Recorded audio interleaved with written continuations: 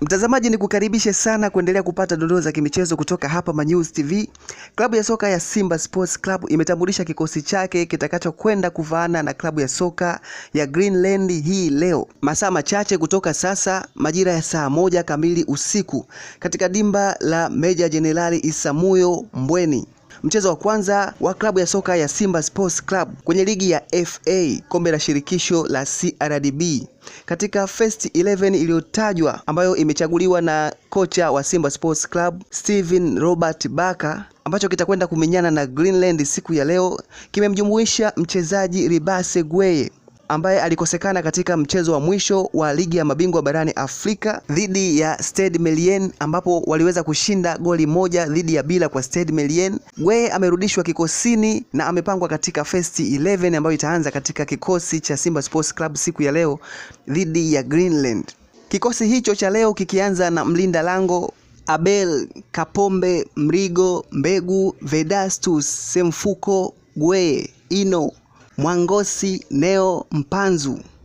huku substitution ikiwa Kasari, Alex Duchu, Toure, Nabi, Chasambi, Bashir, Mwalimu, Chama, Oura.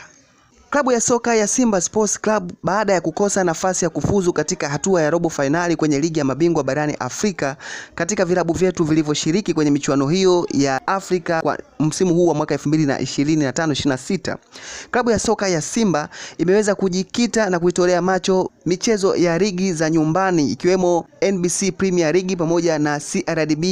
FA Cup, ambapo katika mchezo wa siku ya leo ni dhahiri kabisa klabu ya Simba itaukamia ili kuendelea kufanya vizuri katika michuano iliyobakia na kujiweka katika nafasi nzuri ya kupata mataji katika michezo ya ligi ya nyumbani. Huku pia klabu ya soka ya Simba Sports Club ikiendelea kujiandaa na dabi ya Kariakoo dhidi ya klabu ya soka ya Young African Sports Club,